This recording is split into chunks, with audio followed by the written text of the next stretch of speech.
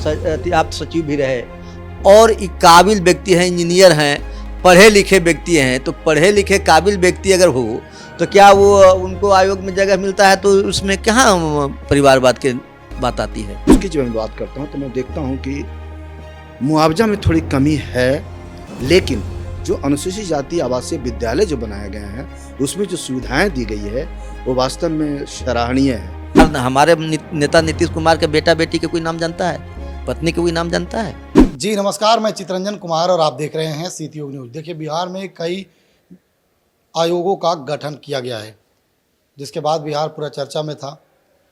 वहीं बिहार में अति पिछड़ा आयोग के उपाध्यक्ष देवेंद्र मांझी, जो केंद्रीय मंत्री जीतन राम मांझी के दामाद हैं, वे इन दिनों बिहार के दौरा पर हैं। इसी दौरा में वे औरंगाबाद पहुंचे, जहां उन्होंने अपने विभाग से जुड़ी हुई समस्याओं से अवगत हुए और इसकी समीक्षा भी उन्होंने किया है।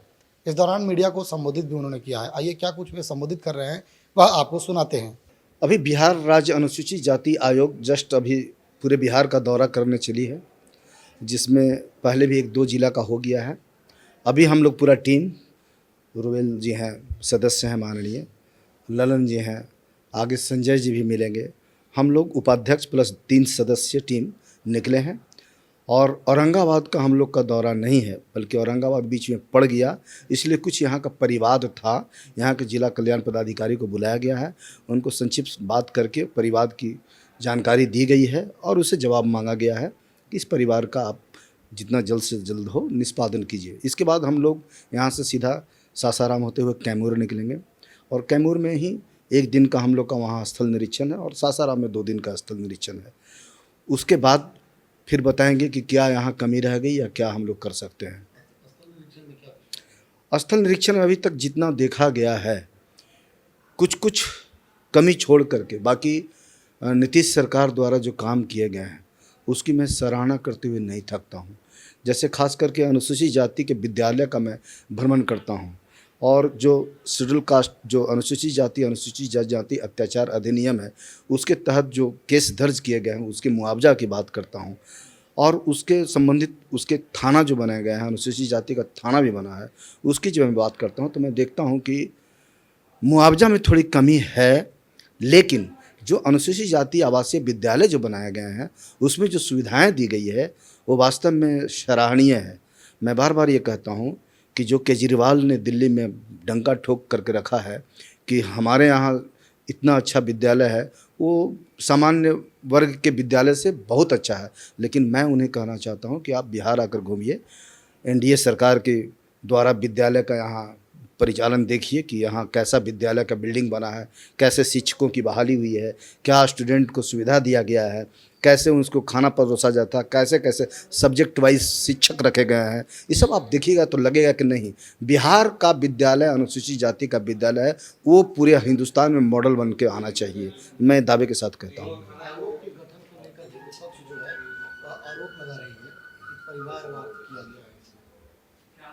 ये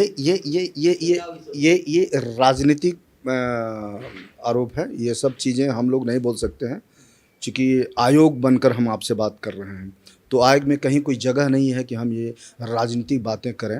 वो जो भी उन्होंने कहा है आप उधर भी ताक कर देखिए कि कहाँ से समझ रहे हैं बात मैं कहाँ कहना चाह रहा हूँ। मैं समझिए खुलकर, क्या पूरे बिहार हिंदुस्तान जानती है कि जिसके द्वारा आरोप लगाया जाता है पहले वो लोग अपने दामन में देखें, उसके बाद इधर आरोप लगाएं। और यहाँ परिवारवाद नहीं, यहाँ हम लोग कह सकते हैं कि जो सक्षम हैं, जो वास्तव में रखते हैं, वो ओहदा रखते हैं कि हम उस लायक हैं, उन्हीं को ये पदभार दिया गया है। ये हाँ, क्या आप बोल रहे थे?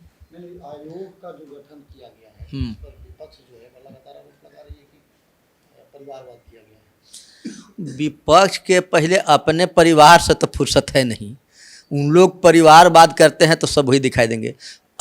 हमारे जो अनुसूचित जाति के अध्यक्ष जी हैं वो पहले से कितना वर्षों से राजनीति में है, चुनाव भी लड़ चुके हैं।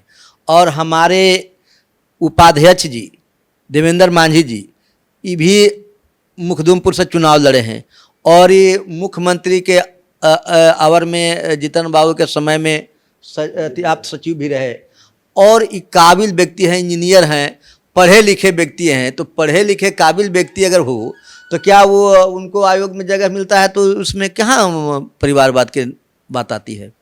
ऐसा कुछ नहीं है। परिवारवाद जो करते हैं वो खुद आरोप लगाते हैं। इसलिए हम लोग यहाँ कोई परिवारवाद नहीं है। नीतीश कुमार के शासनकाल में परिवार, हमारे नेता नीतीश कुमार के बेटा बेटी के कोई नाम जानता है? पत्नी के कोई नाम जानता है? तो यहाँ कहाँ परिवारवाद है? यहाँ नीतीश कुमार जो सरकार चला रहे हैं वो सबका साथ, न्याय के साथ विकास, सभी धर्म, सभी वर्ग, सभी का ख्याल करने वाले आदरणीय मुख्यमंत्री जी हैं। इसलिए यहाँ जो भी उनके रीजन में होता है एकदम पाक साफ है, एकदम सभी को अपना मिला जुला के चलते हैं।